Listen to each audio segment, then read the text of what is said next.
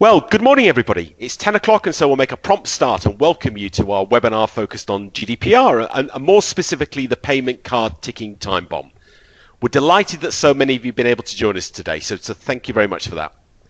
My name's David Hughes from the marketing team here at GCI, and I'll shortly introduce you to our speakers and ensure that we keep to time and conclude promptly at 10:45. I'm joined here in our office in Derby by my colleague Ella Kirk, who's handled the logistics of setting up this session. He's acting as our concierge today and will be keeping a watchful eye on all the techie bits to ensure that all goes smoothly. So good morning, Ella. Good morning, everybody. So our speakers for this session are most definitely experts in their field. Joining us from our office in Wakefield are Brad Semp, who is Director of PCI, or our Payment Card Industry Solutions here at GCI. Brad has a wealth of experience of developing and implementing solutions for our clients across a wide range of organisational types and sizes. So good morning, Brad. Good morning, David. Good morning, everyone. We're also delighted to welcome as our guest presenter Jim Seaman. Jim is an acknowledged expert in data security with nearly 15 years experience in the field across military, governmental and corporate environments, both in the UK and further afield internationally. Jim regularly publishes thought leadership on GDPR and also sits on the Guidance and Practice Committee of the Information Systems Audit and Control Association. So thanks very much for joining us today, Jim. Thank you, David, and welcome everybody.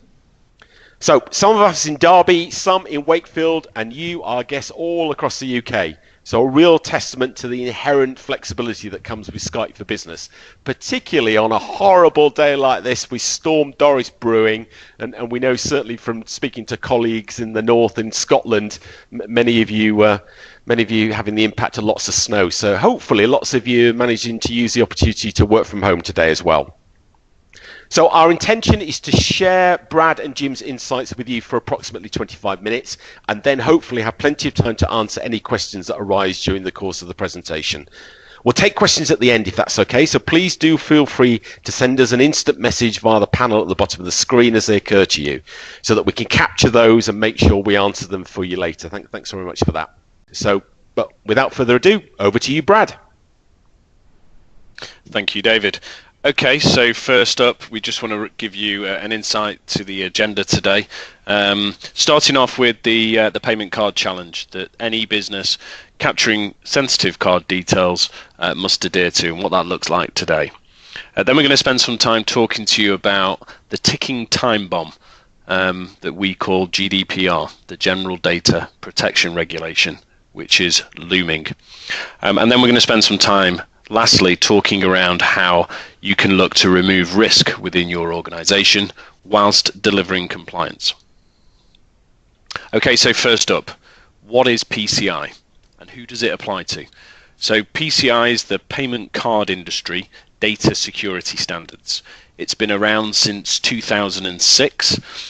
Not that many organizations did much about it in those days, but it's become wildly more popular in more recent years, and it applies to any organization that is capturing card details, whether that be over the phone, on their website, at point of sale in a retail organization, or whatever the method may be.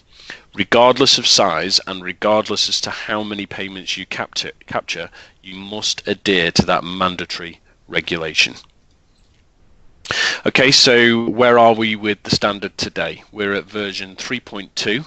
3.2 amasses 354 controls over 12 sections, and that's a 115-page data security standard set. With every previous version of PCI DSS, we have seen controls lift from version to version. It's no exception with 3.2. There were further controls in 3.2, and there will most certainly be further controls in 3.3 if there are minor changes, or maybe we'll go straight to version 4 if there's a major change. So an organization wanting to adhere to this mandatory regulation will need to consider changes to their people, their process, their technology, and their structure, all of which can be extremely costly, can be a drain on resource, and an extremely time-consuming process to have to go through. A key fact here as well from our research suggests that only 13% of UK businesses are currently PCI compliant. So what can be done? You have some options. Typically, the three options that customers choose from are doing it themselves internally, so going through the entire accreditation process themselves, taking an in-between option. That might be installing equipment on site that can help reduce those controls, or maybe it's some methodologies that are introduced which will reduce exposure and therefore controls within that organization.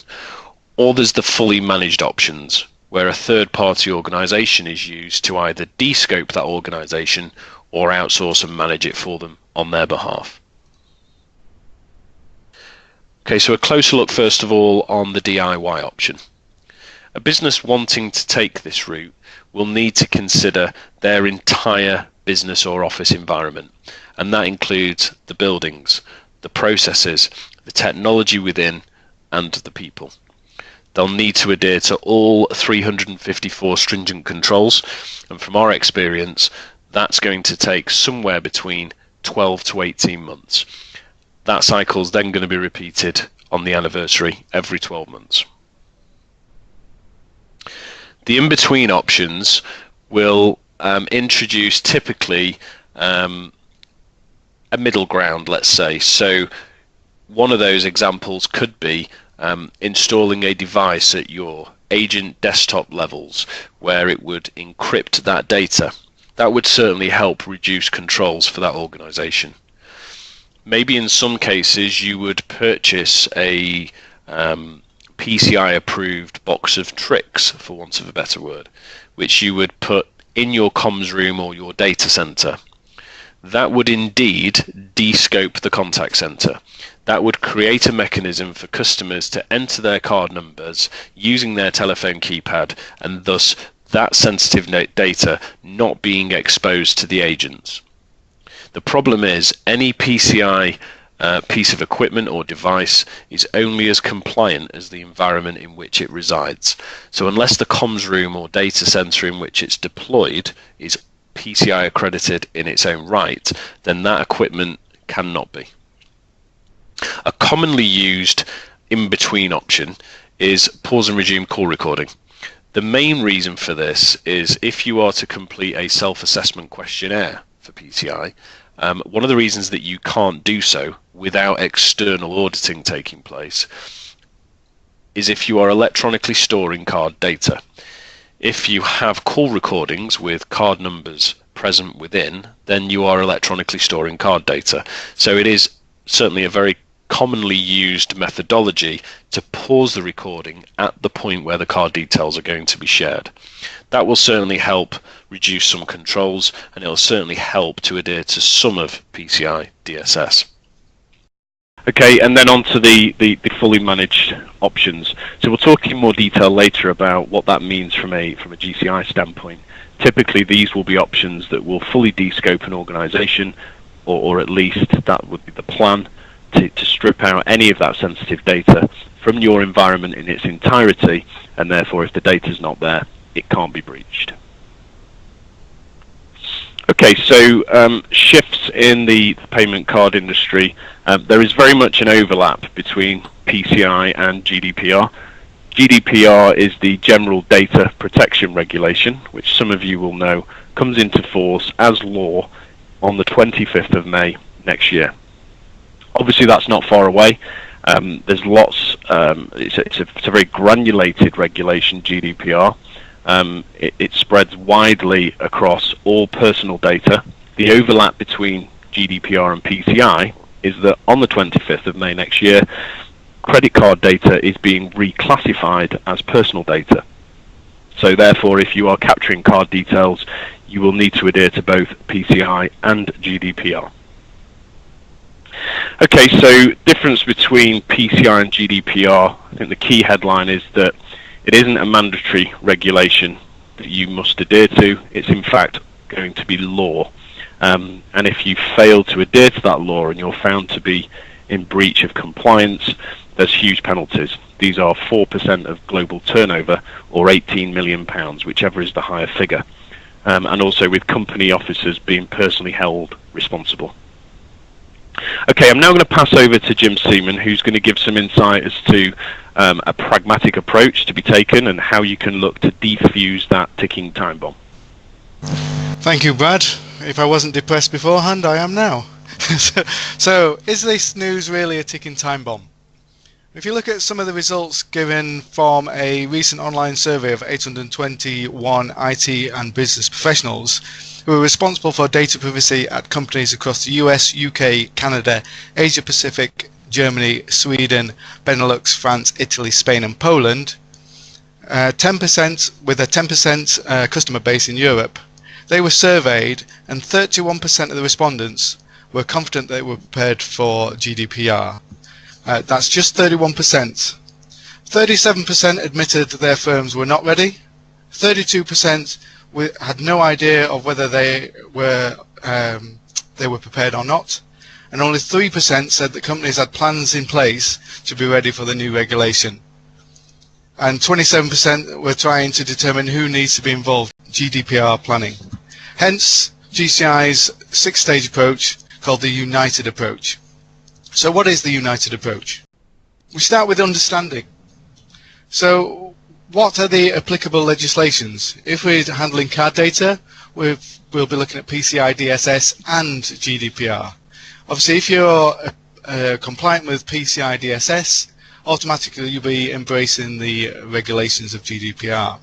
But if you're handling personal data, then you'll be looking currently in the UK at the Data Protection Act, which is due to be revoked as part of Brexit, and a new version of the Data Protection Act coming in, which will align with the GDPR. And then we need to look at the purpose of these particular legislations. What is it there for? They're not designed to impede business functions, but to provide you with a baseline to help you protect your sensitive data assets.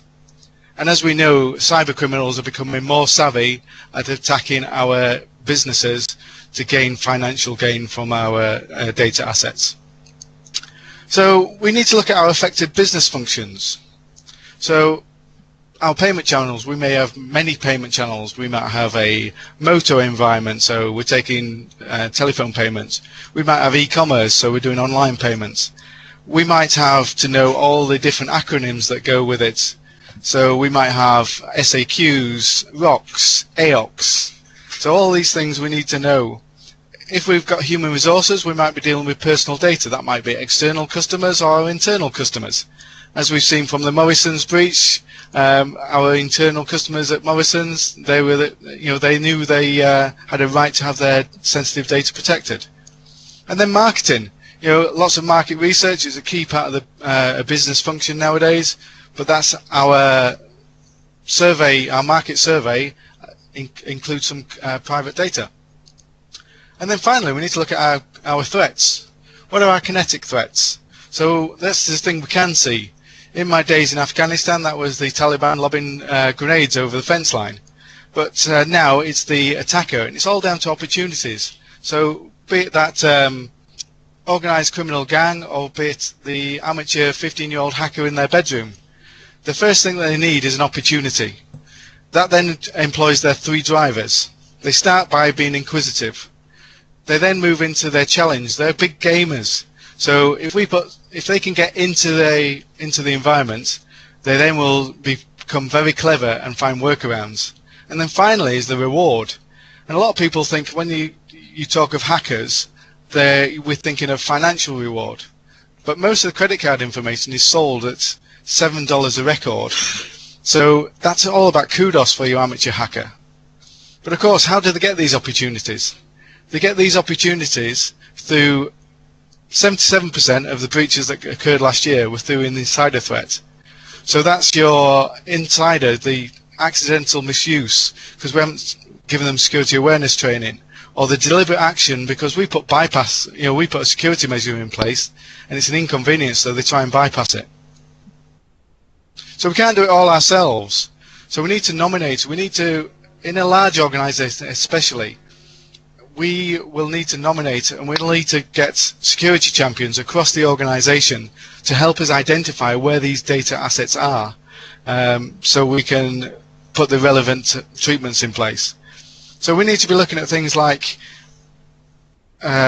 local file storage areas, mobile devices, email exchanges, Excel spreadsheets, our random databases, our legacy systems.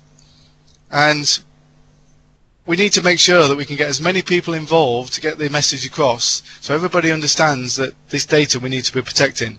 And many hands make light work.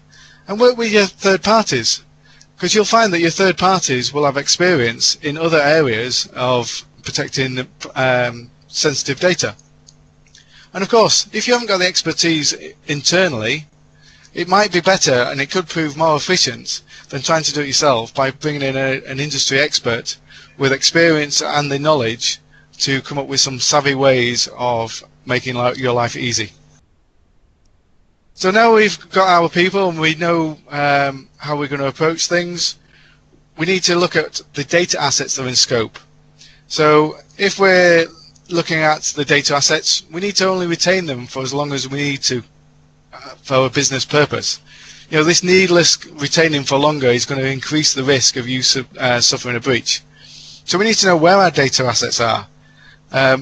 We need to know who's authorized to handle these data assets. The more fingers in the pies, the more chance of a mistake. And what about the systems that interact with the data assets? You know, that back office PC that we've decided or we've missed has been in scope, that infects or impacts that in-scope system. What about your backup locations? You know, we concentrate on our business functions on a primary, but what about auxiliaries? What about our mobile devices? And then finally, we need to identify the baseline that we're going to assess ourselves against. So the baseline gives you a structure. So if it's PCI DSS, because it's card payments, we can do a gap assessment against that, do a controls evaluation, and identify the areas that need improvement. And then we can prioritize the remediation of work based on business processes. Now we've done our control evaluation, we can move into remediation. Let's keep it simple. Think of it this way. We need to avoid any needless handling and storage of sensitive data beyond its usefulness or legal requirements. Think of it as receive it, use it, bin it. And then we need to look at our data much as we do servicing our motor vehicles and looking after the essential fluids within our motor vehicle. So for example, if you don't maintain and change your oil regularly, or you keep topping up and you put too much oil in it, it's going to create a leak. If you are hurtling down the motorway and you suddenly come to a corner and apply the brake and there's no brake fluid, that's going to have a serious impact. But also the integrity. Anybody who's mixed coolant with your engine oil, you know that it stops the engine completely, and it has an impact on the efficiency of that engine. And these new legislations, they're there. They're not there to impede you, and we should be embracing them, because the benefits that come with embracing this and really planning and preparing for this, it provides improved assurance to the business. So the business knows exactly how things are meant to run. It provides greater governance, so the board know exactly that every cog in the wheel knows how to turn. And finally, the most important piece is it provides improved client and consumer confidence. You know, they're sharing their sensitive data to do business with you, be that their credit cards or their personal data. So we owe it back to them to make sure we do our best efforts to safeguard their information, much as we do if we go into a bank and we put our cash in a bank. And then finally, once we've got everything in place, we need to maintain good policies, make sure that they stay on a day-to-day basis and stay current and aligned with your business processes. And then talking about processes, many a time I come across individuals and they have good processes in an individual's head, but it's never put down on paper. Now what was to happen if that person was to win the lottery and disappear off to a desert island? All of a sudden that process is stuck in his head and he's lost. So we need to make sure we document our processes, even if it's only by a process flow diagram. And then to maintain your integrity of your compliance, carry out regular internal audits to make sure everybody's still adhering to your processes and your policies. But finally, and most importantly, have a people-centric approach. And rather than just do an annual tick-in-the-box security awareness program, make it part of your security culture and do it continually. Thank you, Jim. Okay, so now I want to spend some time talking to you about how you can look to remove risks within your organization, and indeed how GCI can help you do that and deliver compliance throughout. Initial focus on PCI DSS then. Okay, so with solutions from GCI across our portfolio of services, we offer the highest level of De-Scope. So we look to completely remove any sensitive cardholder data from your environment in its entirety. This therefore gives you the highest possible level of regulatory De-Scope. We can reduce you down to an SAQA, so a self-assessment questionnaire, letter A, with just 5 annual controls. Key message is that there are no fundamental changes to systems, process or structure within your environment. We provide bespoke applications that fully integrate into your exacting requirements based on your environments. The key message is that we remove the data in its entirety. Data that doesn't exist cannot be breached. Remove the data, remove the risk. Okay, we talked before about if you were looking to do this yourselves and what you would need to take into consideration. So you would need to consider that you're going to potentially change the people, the processes, and the technology. That can be a huge distraction, as we talked about earlier, very costly and very time consuming. Certainly doesn't have to be this way. There are options available in the market which provide varying levels of regulatory De-Scope. Ours is, as we said earlier, to remove that data from the merchant environment in its entirety, to take away the risk and the resource burden on managing and maintaining that compliance status with just 5 annual controls, which is essentially a paper fill exercise that once you know how to do it, will take just an hour once a year. It's obviously a significant reduction. It's 98% of the current standard. We don't know what it's going to be on the new versions of the standards until they're released, but from previous experience, we'd be looking at maintaining that level. Okay, so now about GDPR and the solutions that we have in the pipeline or available today that can assist you with that new law. Okay, so GDPR is all about the security on personal data. But also, one of the key changes with GDPR is that any customer, legacy customer, previous customer, or member of staff that's left your organization has the ability to request for a copy of any personal data you hold on them, and you must provide that within a period of 21 days. If you do not, then there's fines that could be payable, and if you then get reported and you have a full audit, then potentially it's the bigger fines that we talked about earlier, being that 4% of global turnover. So you must have ease of access to that data, but that ease of access cannot infringe on the level of security around where that personal data is stored. And then you need to be looking at solutions on how you capture that data at source, so making the capture of the data as secure as possible. So many of you will be aware, GCI is a full ICT business. We're a fully managed service provider. Our core business is providing co-location across our many UK data centers. For GDPR, we'd be looking to offer a secure co-location suite with secure connectivity from the client premise into GCI's core over into our MPLS network. And we provide firewalls day in, day out as a business. We'd be looking at offering a dedicated GDPR firewall suite, which will give you peace of mind on security on that data.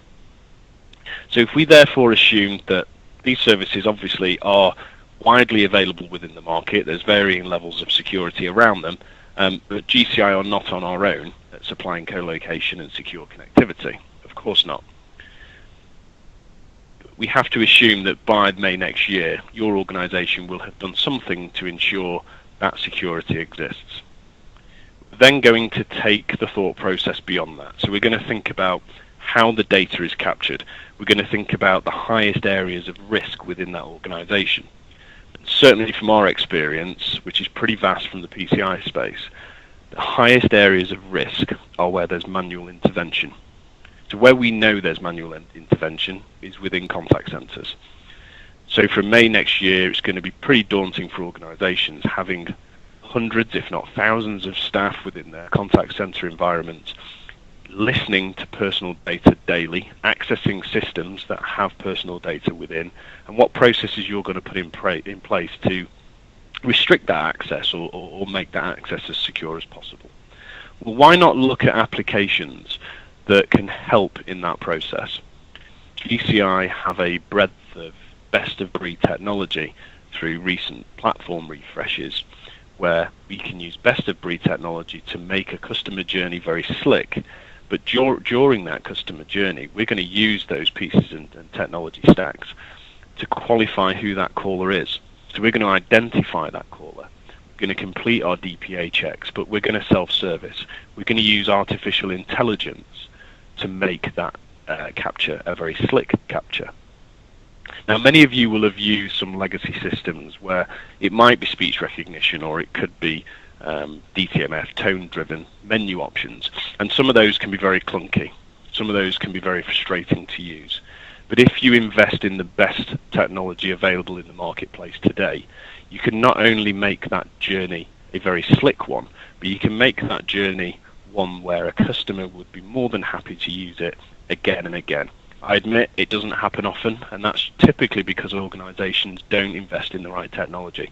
GCI absolutely have that technology available. We can qualify who the caller is, we can make the journey slick, and we can reduce risk for your organisation. There's that message again, removing the data, removing the risk. So just spending a little bit longer talking about what those applications are.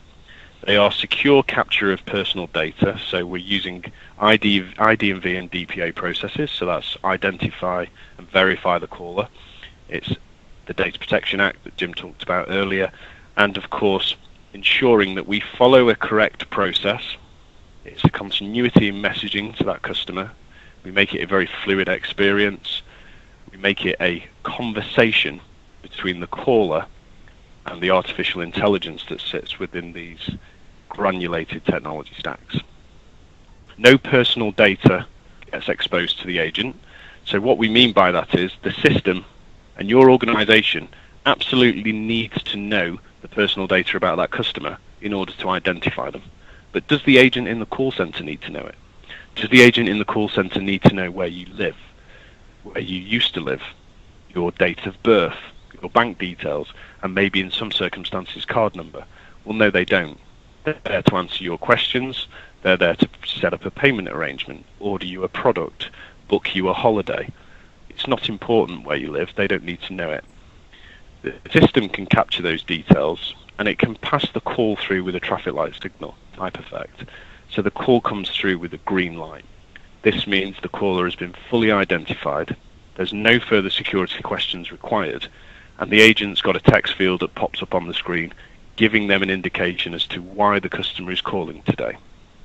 And they've got the customer name, so they can address the customer by their name and say, thank you for completing our security questions.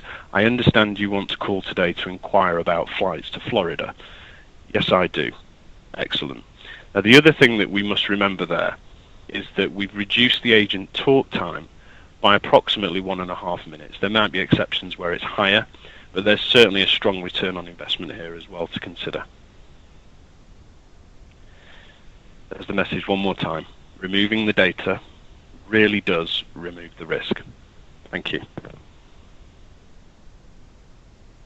Right, thank you very much for that, Brad and Jim. Lots of really good insights there. So without further ado, we'll rattle on with some of the questions that you've been feeding through. So thank you very much for that. So the first one from Dan Dixon. So does the number of transactions affect the level of compliance needed? Which of you guys wants to have a crack at that one? Yeah, I'll have a crack at that one.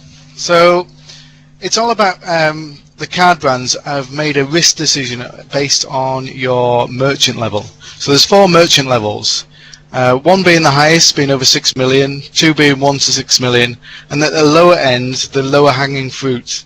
So the compliance status is exactly the same. The only difference is a level 1 and some level 2s have to have their annual compliance validated by a qualified security assessor.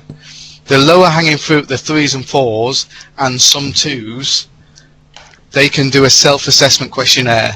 And those forms are available on the PCI Council's website and are submitted directly to your acquiring bank to say, these are all our applicable controls, and you pick from the 9 self-assessment questionnaires the ones that fit your relevant payment channels. This question from Jenny Smith. What effect does using a third party to process the card payments have, e.g. MasterCard? So what impact does that have on PCI or GDPR? Okay, so using a third-party PSP, payment service provider, and maybe launching their payment gateway in a contact center environment or indeed on your website, pretty much all, or certainly most of those payment service providers will be PCI level 1 accredited, and absolutely using their system will de-scope you from a significant number of controls. But if you consider that your agents are still asking the customer to give them their sensitive card data, yes, they are inputting it into a PCI approved payment gateway, but what processes and mechanisms do you have around the security of the capture of that data? Could that agent be writing the card number down as they listen to it? Could the agent have maybe a Bluetooth device close by? Could the agent be repeating the number back to the caller as they give it them? So if they say, yes, my card number is 4921, okay, did you say that's 4921? And by the time they've recited that information back, despite your training and best efforts, that member of staff could have captured the customer's name, address, date of birth, full card number, CVV2, expiry date, and essentially could very much go shopping at the end of that phone call. So why keep that sensitive data in your environment? Why expose your organization to risk if you can remove it? Just to add on to that, it's also about risk management as well. I talk about the 4 T's of risk management. So we transfer, treat, terminate or tolerate. And transferring the risk, you're actually giving the responsibility to that third party. So if a breach happens in their environment and you've done your due diligence, you've got contracts in place and you've got their attestation of compliance, it's their responsibility because they're doing it for a living. Thank you. Okay, thanks, Jim. So, and the next question from Shibu Thomas. So, thanks for the question, Shibu. So, what controls are in place to ensure data is totally secure in GCI's environment?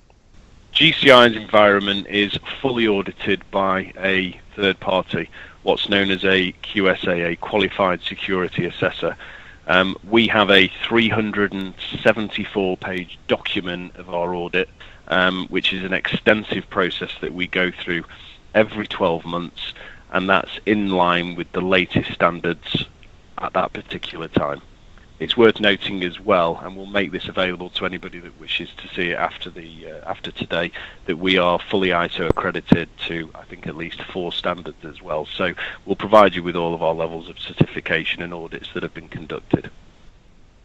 Okay, thanks for that, Brad. And next question from Daniel McMullen. So thank you again, Daniel. So when do we anticipate the next version of PCI will be released? Okay, so historically, PCI used to run around on a 3-year cycle.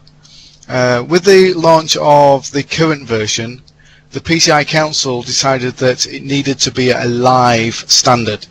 So there is no predicted date of the next version. The minor changes to the standard will be reflecting the current environment and the threat perspectives, and any significant uplift will turn it to a version 4. But currently it's a live standard now, so it could change at any time, but there's always a transition phase from 3.1 to 3.2. The transition phase was a 12-month transition phase, and the PCI Council respects the fact that people are doing business, but the changes to the standard reflects the changing environment and the threat environment. Okay, thank you. And the next question from Phil Hambley, who was asking, well, is the DIY option really that challenging? I guess the context for that, I think some of the other questions we'd had fed in as people registered was, well, aren't we scaremongery a bit? Is it really as bad as we're making out to do it yourself? Okay, well, every organisation is different, and every organisation has varying levels of complexity within their structure and their environment. Only you know really just how on top of things you are as an organisation.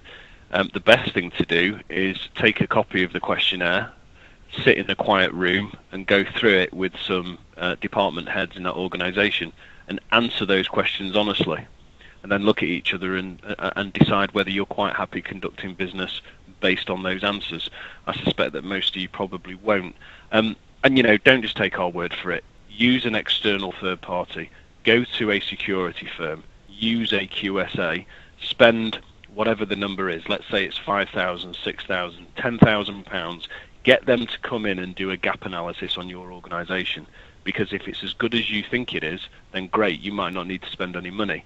But the chances are you're going to find some pretty big gaping holes in your organisation that you must address. If you haven't addressed them for PCI, okay, you've been lucky. You haven't had a breach. You haven't had exposure. You haven't lost a third of your customer base because you've been in the public domain. But what happens when GDPR's in? What happens when you've neglected a regulation that is law and the organisation can incur significant penalties as a result? Back onto, you know, is it really that difficult to do it yourselves? Well, do your gap analysis, take a look. If you can introduce processes and structure very easily, minimalistically, then fantastic. It's highly unlikely you'll be able to do so, and I think you'll at the very least need to introduce lots of changes in process and structure, lots of distraction to your organisation. And just to add to that, if any of you have ever experienced doing DIY in a house, from personal experience, I thought I could get a manual, an instruction manual, some bricks, some sand, cement, water, and all the tools that I needed, and I could build a house. You can't. Not without the expertise and the skills and the experience to do it. I spent a lot of money either building it, taking it down and getting someone to build it from scratch, or having to put some expensive underpinning to make sure the structure was sound. And it's exactly the same. The various standards, so PCI DSS, the multiple controls tells you how to do it, but without the experience and the knowledge of having done it, it can be a very time-consuming and costly experience, especially if you get it wrong. Okay, thank you ever so much for that, Jim. That was a great clarification. So, a question here from Chris Welsh. Can GCI facilitate the use of prepaid debit cards, including foreign currencies?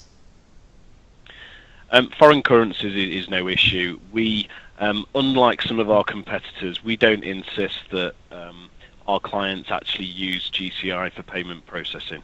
So we server on file within our environment. We capture card details, we fire them to the payment service provider, and we delete them. So we offer none of those features. The reason for that is that the market has shifted. Payment service providers now offer full tokenization, reoccurring payments, continuous payment authorities, and it really is the payment service provider that would need to answer the question as to acceptable card types. But it's my understanding that it's up to you guys as the merchant as to what cards you accept. And if your payment service provider can't facilitate it, then maybe it's time to look for a change. Okay, thank you for that. There's loads of questions coming in. Conscious we're down to our last 5 minutes, but we'll do our best to rattle through as many as we can. So next question from Richard Bennett. When using a PSP on a website, does the level of compliance change depending on where the data is gathered? E.g., a form hosted on our server or a form hosted on the PSP server? Yeah, absolutely. So what the PCI Council did with the release of version 3.1 is they upscaled the SAQs, and it's how it interconnects with that payment service provider PSP.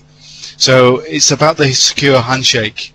If a man-in-the-middle attack can attack your infrastructure, then the various ways it interacts. You could be on an SAQ-A for a redirect or an embedded iframe, or you could be on an AEP, or you could be into the full realms of an SAQ-D.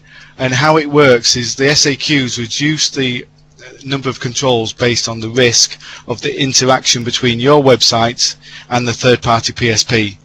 Some go for an API, which is a full slick process, but that brings the full weight because that has a bigger risk. And it's all about the interaction between the your website and the third-party payment service provider. Ideally, we reduce the risk as much as we can, but we've got to talk about business experience and customer experience. And I've worked with many organizations who have chosen to go down the full route of an SAQD to make sure that it is a good customer experience. But it's down to the business and how you want that to interact. And most of your good payment service providers will work with you to make sure you get the best solution to meet your requirements. Okay, thanks, Jim. So another question from Daniel McMullen and Mark Salmon, sort of reiterating this as well. I've read that pause and resume will no longer be accepted as a control. Do we think that this will materialize anytime soon? Okay, so there's two types of pause and resume. You've got your manual pause and resume and the automated. From experience, and I can see this happening, but because from experience I've been in and audited many companies, and I've asked to do an assessment of their call recording, and whether they've been using manual start-stop or automated start-stop, a technical problem which involves a human being, whether that be the customer, after you've clicked out of the API, suddenly saying, so you've got my number, haven't you? It was such and such and such and such. And all of a sudden you've got that back in your call recording. Or the call agent forgetting to press the button or double tapping the button to do the manual start-stop. So currently it is allowed, but I can see it moving away from it, just purely for the fact that any accidental failure brings your call recordings in scope. And if you're a financial organization, you've then got the realms of how do you retain financial data for your retention period and not the card data. I think it's worth adding there as well, Jim, that call recording is listed or is referred to in section 9 of the standard.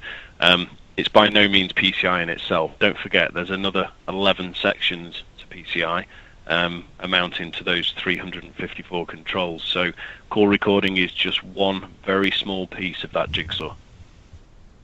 Okay, rattle through the last couple of questions, hopefully. It's a question from Helen Sparks. We have a BT call recording system. Are BT responsible for the compliance or us? Okay, so the bad news is it's you guys as the merchant, unless of course you've purchased PCI approved call recording and you have a attestation of compliance from BT around that product. When you are outsourcing or using a third party, we talked before about there being varying levels of De-Scope. Let's say you bought the best product in the market and it provides you with the highest level of De-Scope, just like the ones that GCI provide. You will need to not just take our word for it, nor will a auditor take your word for it, or ours for that matter. They will need evidential proof. So when you come to complete your 5 annual controls, section 12.8.1 through to 12.8.5 of the standard, you will need to list who you're outsourcing to. In this case, it would be BT. You then need a statement from BT as to the service that they are providing you. Well, that statement will probably say that we provide you with call recording. It probably won't say that it's PCI approved call recording. You'll then need evidential proof of compliance around that product.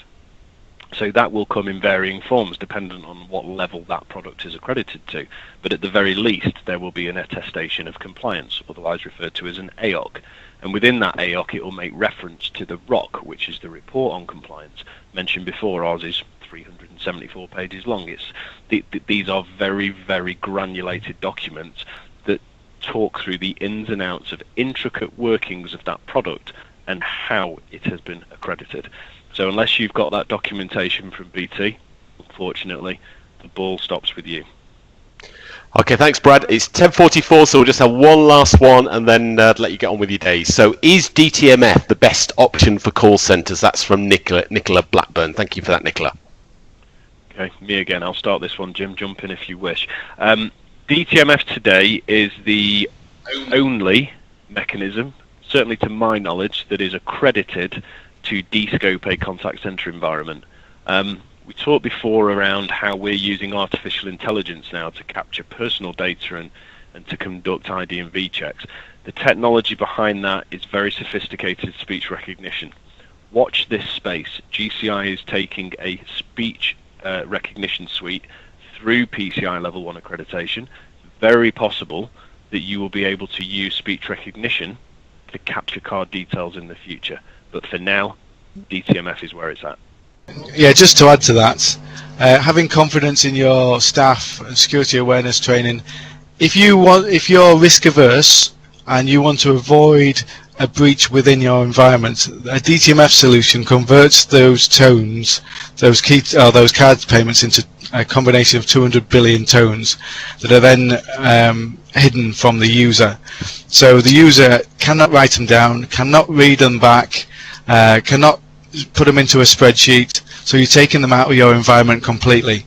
So DTMF is possibly, for a call center, the safest way of doing business in a PCI compliant manner, and most importantly, avoiding the burden of doing vulnerability scans on a quarterly basis, segmenting your network, and putting all the pieces you need to put in place to make a PCI environment. You can use your existing PC on your existing network and not have to worry about card data, because that system and that employee will not receive any card data. Okay, thanks, Jim. So it's just gone 10:45, and as promised, we'll close promptly to enable you to all get on with your busy days. So thank you, Brad David, and Jim. could I just, I'm sorry, can I just interject? There's quite a lot of questions that have come through, some of them really pertinent, and we absolutely would love to get those answered. So I'm sure you're going to do this in the closure, but either myself or one of my team would absolutely love to answer those questions. We'll be sure to pick them up afterwards. We'll either answer them on email or we'll set up a dedicated session for that organisation. Yeah, absolutely. We'll definitely do that. So as I was saying, so thank you, Brad and Jim, for the presentations, and hopefully you, our guests, have appreciated it and got some useful insight and thought-provoking ideas from that. So thank you very much for joining us today.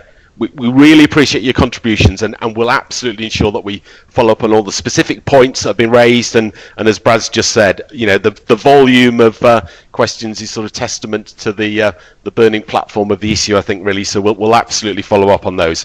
So in the next few days, we'll be sending you a link to the recording of the session for you to share with your colleagues, or give you an opportunity to listen again, because I appreciate it's been a very sort of content heavy session.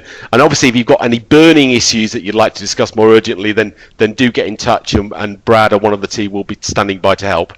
So we do also really appreciate that and think that feedback is a gift, and would appreciate if you can take a few minutes to fill in the short questionnaire that we'll send to you when we send you the recording, so on how you found this session and any thoughts you may have on what we can do better or differently next time. So I also hope you can join us for our next in our webinar series on Thursday the 23rd of March, where we'll be looking at the latest innovation from Microsoft around Skype for Business and Cloud PBX. One not to be missed, hopefully.